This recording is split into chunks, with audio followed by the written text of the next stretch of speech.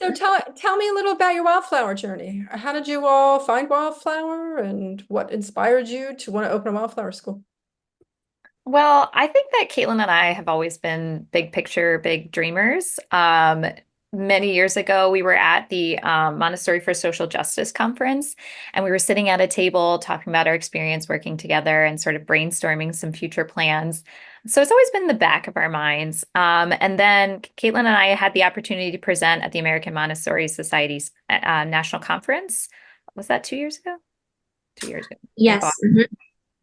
And we were walking by the wildflower table and we said, "Hey, you want to go check this out?" We'd heard about the organization. We had talked about it together in the past. And we had a lovely conversation and we said, "You know what? Let's do this. Let's open a school together." I would say it's been sort of a long process over the last, 13 years of our relationship. But yeah, that was part of sort of the start of us opening our world to wildflower.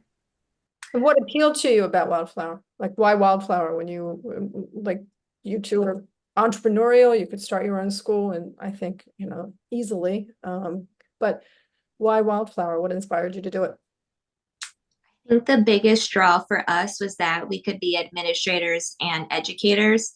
And to me, that's the radical choice. Like, we are long-term educators. Like, we've been in the classroom now for over a decade. And sometimes schools, they take people like that and put them just in administrative roles, but then the classroom is left without that really experienced teacher. So I just love the idea that we get to stay in our practice and continue to grow and learn and do what we love and what we're passionate about, but do it our way. And especially after being in a public school now for almost 15 years, it's exciting to have an opportunity to try something our way. And when you say our way, what does that mean? Like when you say our way? Creating our own schedule. Sometimes in a public school, you're all sharing the lunchroom, so you might not have a dedicated 3-hour work cycle, or your gross motor time might look different than what we're envisioning for a nature-based school. So really getting to take Montessori as it is authentic to us and giving that to children who might have never even heard of the curriculum, to families who have never even heard of this type of school. And what grades, what level are you doing? And do you imagine to do over time? Yeah, so we are looking to start our program with ages 2.5 to 6. Traditional Montessori classroom for early childhood would be ages 3 to 6, but we do want to offer some earlier care. Caitlin and I are both working parents, and we know how hard it is to find high quality programming out there, and so earlier is better in our mind. And your nature-based school, is that what I remember you saying? And what does a nature-based school look like? So Maria Montessori really valued caring for yourself, others, and the environment, and not just the classroom environment, but also the outdoor environment, and doing that through a democratic style of education. So we're going to be teaching children everything they need to know about nature through interacting. And when Maria Montessori created her daily schedule, she believed that there actually wasn't a second work cycle in the day. It was meant to be spent outdoors, learning outdoors. So we want to take her ideas and fully live them out. So letting children lead, but also having all of our years of experiences uh, to meet whatever they're noticing and to extend that learning in a Montessori way, but outside. And so much of Maria Montessori's work was about taking care of your environment, as Caitlin was saying, about being stewards of the world. And so we want to help children learn where they are in their place in the world and how important it is for them to contribute to their local and their greater society. And we believe that one way you do that is fostering that curiosity and that love and respect of nature at an early age. We really envision an environment where families are invited in and families are welcome. And so not only extending that love and respect for our youngest learners, but also their families, and planning events where they feel like they can be in the dirt, in the weeds with us through all of this experience. Can you tell me a little bit about your own backgrounds as teachers? I did not know I wanted to be a teacher. I was a political science major at St. Joe, so it's really lovely to be back in this community because St. Joseph's is in Philadelphia. And I've actually made so many amazing connections via Wildflower and St. Joe's on this journey. So that's been something that's been really important to me, especially as we're building a community-based school. But I was a political science major and I didn't know what I wanted to do after. I knew I liked being in community with people.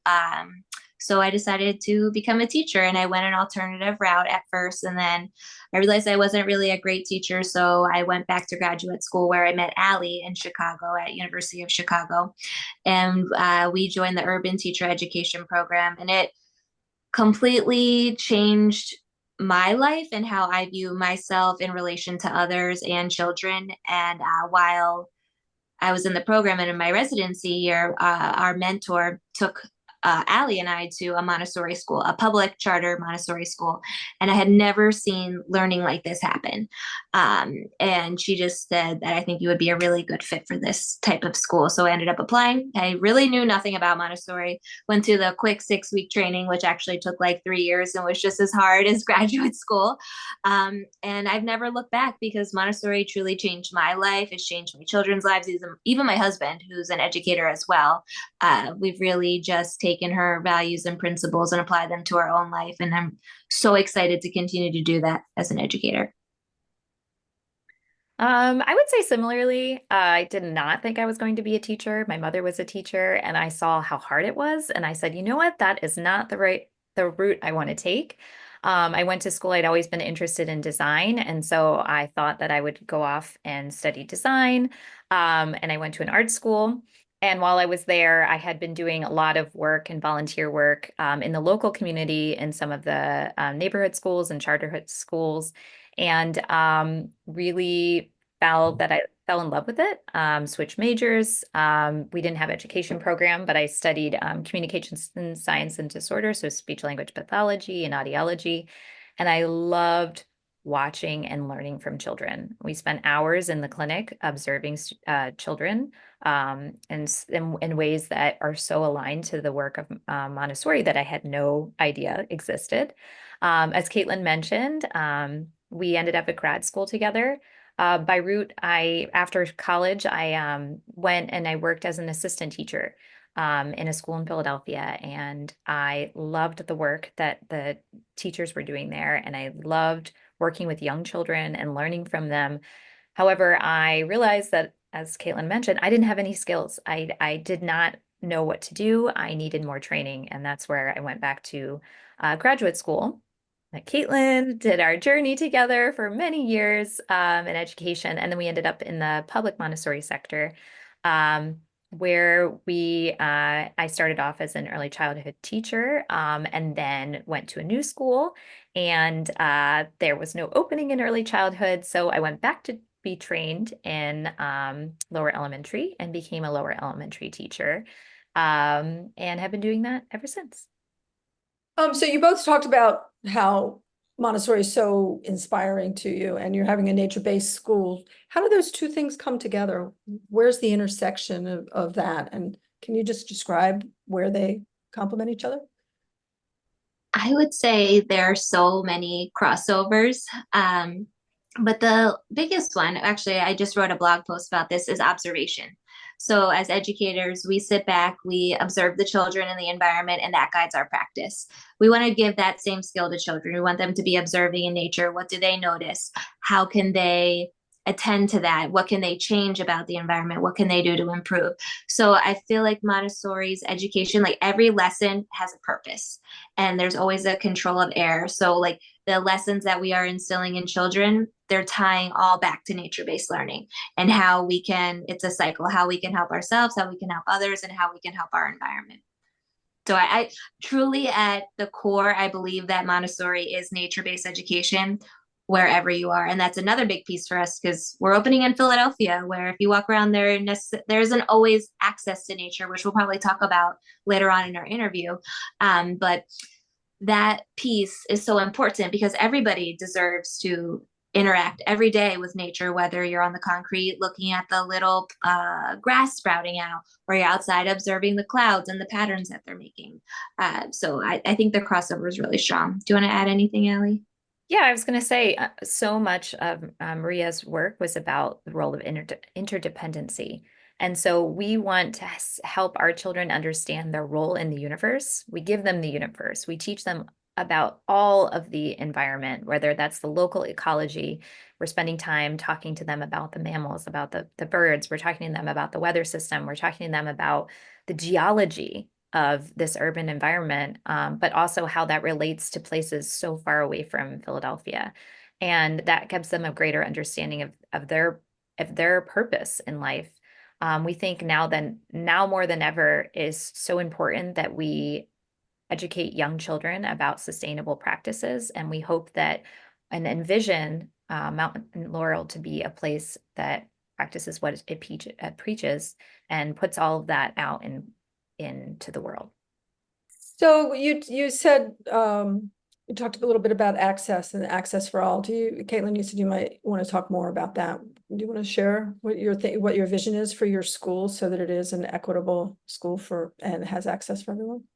Absolutely. So we, again, we're public Montessorian. So this speaks to a long-term goal of ours too, to make our tuition as equitable as possible, either through grants, scholarships, additional fundraising we'll do after our startup journey.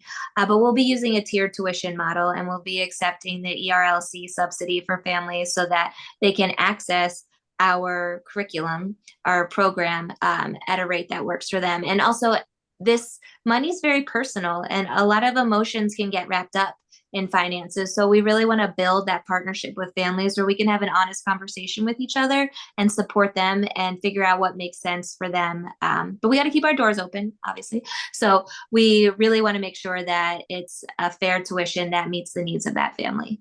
I think there's another nature equity piece too, but I'll let Alli speak on if you want to add anything, Alli.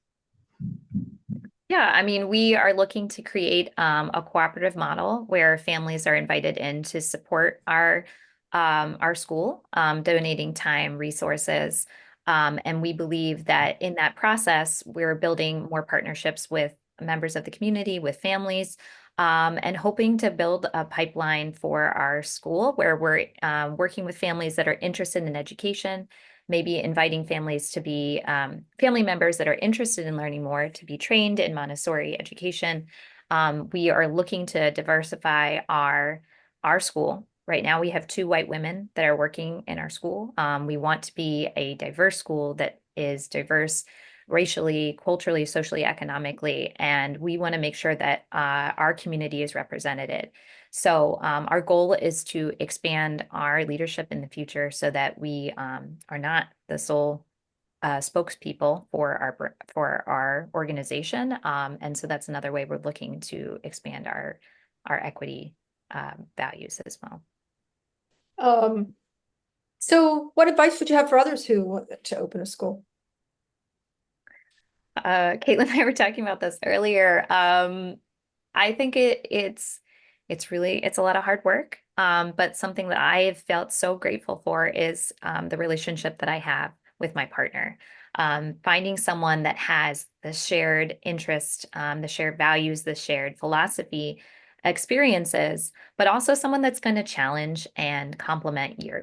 There's so much about working with Caitlin that is wonderful because she really has so many strengths that I'm working to build upon. And so anyone that's coming into this work, I think it's really important to find someone that you trust, someone that will challenge you and say, hey, I don't know about that. Or can you pick up the slack on this? I need you to do X, Y, and Z. And being honest and open and from the very beginning to really, in order to succeed, I feel like that's really important in this work.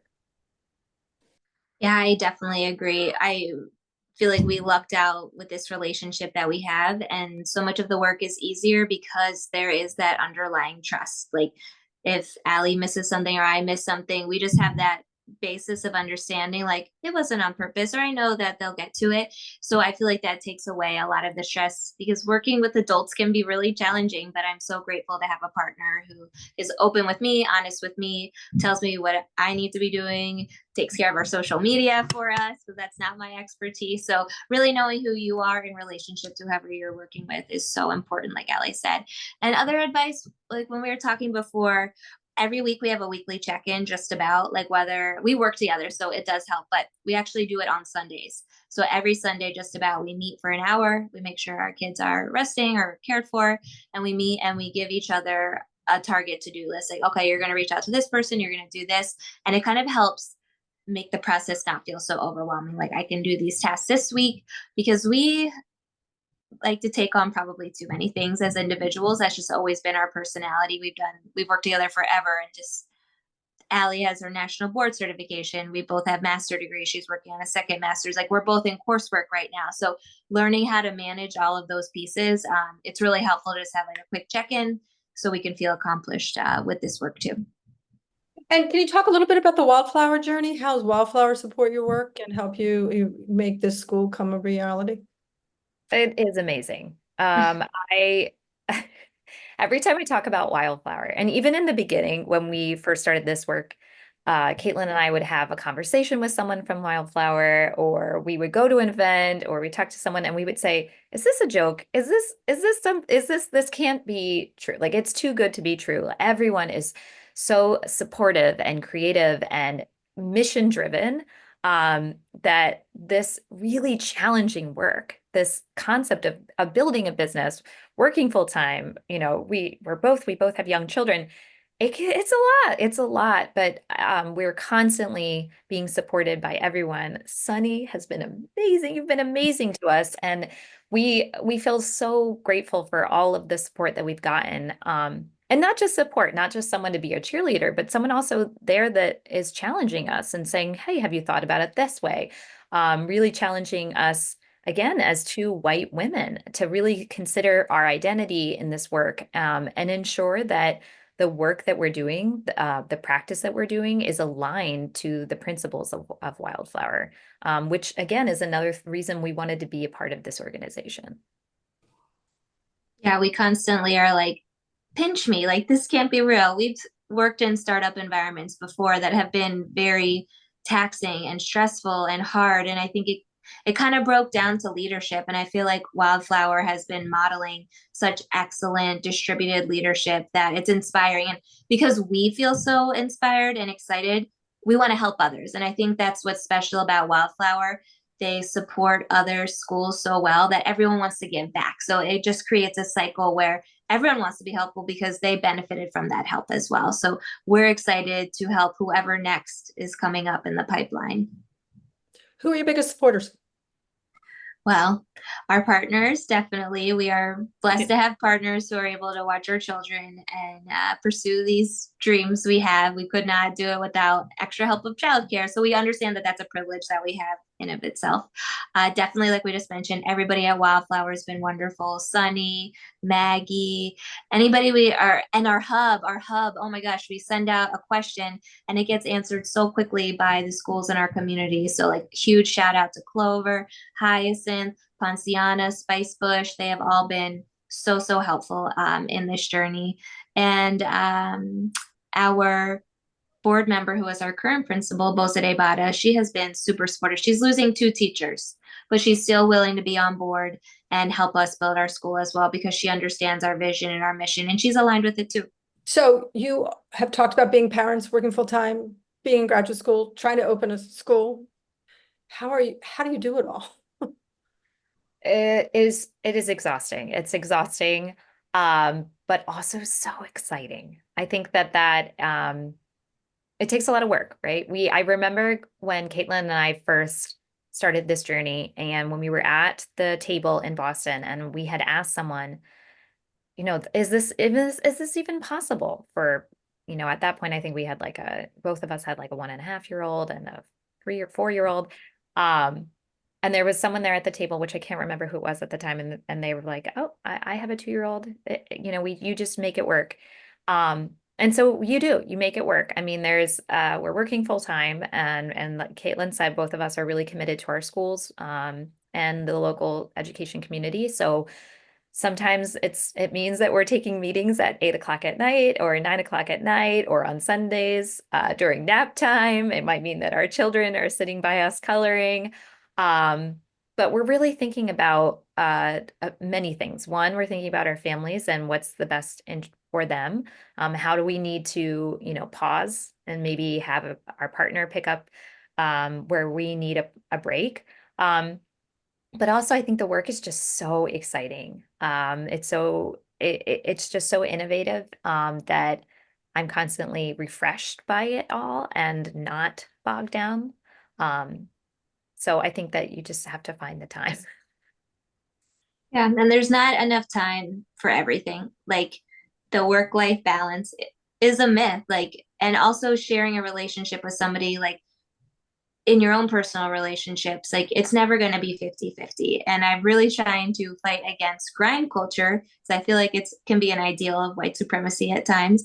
And Allie's on vacation, like she shouldn't have to work, and she's been really good about holding a boundary. I was on vacation earlier this summer and I really didn't do anything wildflower related because I needed that time to recharge. My family needed me, but I've made a commitment that at night I'm not going to get to watch my favorite show all the time. I'm not going to be able to read a book. Like I need to commit to this chunk of time to do this task. And I also have I think having the bigger picture in mind is really helpful. Like I'm just envisioning myself outside in rain gear with kids digging in the mud because that's what my passion is. Like that's what I want to get to. So like keeping that in my mind is what drives me. And I know that this period isn't going to last forever. So I'm going to get through this hard time and then I'm going to be really enjoying what I'm doing. So tell me about your biggest challenges to open your school. Lots of challenges. Right now, one of our biggest challenges is finding a facility. So much about who we are and what our organization is going to look like, even down to filing for our license requires us to have an address. Connecting with families, we've had so many people come and tell us they're interested, but of course their first question is, where are you located? And so that's been a challenge of finding a property that meets our needs. And one of the biggest issues with that is that we are interested in being a nature-based school. We understand that that becomes challenging where we look at the map of Philadelphia, we look at the map of urban cities, and we see that access to green space is really limited when we're breaking down around racial and economic lines. And we really want to make sure that our community is representative of our values. Now, we understand that that is something that we can take as an advantage in challenging what the perception of nature-based learning needs to be. We have done work over the last few years in doing work with local ecology in abandoned lots. And so we're getting creative, we're becoming resourceful, but we understand that this whole journey also helps us really see the structural inequalities that exist, including access to nature, and how we hoped as an organization to also work to advocate with our city to ensure that that is something that we challenge in the future too. How you said you've been living in Chicago for the last 15 years. How do you come back and build partnerships and community in Philadelphia? That's a great question. I think so much of our values around community come from our experiences over the years of really trying to think about not just what we're interested in or what we want, but listening to our local community. So I think in the beginning, we're going to spend some time, including at this event that we're hosting, just getting to know who are our stakeholders, what are they envisioning, what are they interested in. And then, we've done a lot of work on researching those partnerships and trying to see who are those big members of the community that we can connect with. We're looking to have many different events into the next year where we will meet with families at our local libraries, at the local events, where we can, ask questions, they can ask questions, and we can showcase what we're really talented in as well. Like Caitlin was mentioning, we know another great way with connecting with children is by having some really exciting hands-on materials where kids can get their hands dirty. And so taking time to do that and just having conversations from one parent to another parent, from one educator to another parent, and doing that not just with families, but like I said, with other members of the community, so we can work on building that trust, because we know that we can't just open the door and expect that we are welcome on day one. That's going to take a lot of time, a lot of effort. And we are looking to have Caitlin on the ground a little bit earlier and making those connections as we're transitioning our families into the Philadelphia area, and building those relationships earlier than we start our programming. And you both have started a school, correct? You have experience starting schools. Can you tell us a little bit about that? Because most people don't start one school in life, let alone two and perhaps three. We were founding teachers, yes, at the first public charter Montessori school. I think the only one, yeah, the only public charter Montessori school in Chicago. They started off in a church. They started off with the first grade program, and we came in and we started. I was preschool. Alli, you were kindergarten, right? Yes. Mhm. So at first it was only preschool and kindergarten separated because we were funded through Head Start. And then we became one of the only 3 to 6 Head Start funded programs in the country. And that was really hard work. It was day one, no materials. And we were pretty new teachers at the time. So I felt like it was a very hard experience, but one I'm so grateful for because I learned what you do at the very beginning when you don't have anything. And also just, I think we're all, Caitlin and I are both very interested in becoming lifelong learners, but it really challenged us to really focus on what we needed to learn, what we needed to do, whether that was continued education in Montessori so we could become stronger Montessorians, a personal reflection, and learning about who we are and our identity and how we need to be more considerate of that in connecting with families. And really, I think also that was such a beginning part of us building relationships with families and learning about what can we do, how can we build communication, how can we plan events, how can we bring families in for volunteers where they can showcase their talents. And it was a lot, but I'm really thankful for that experience because it really taught me how to be prepared, how to be resourceful, and really how to build and lean on a partner when I need them.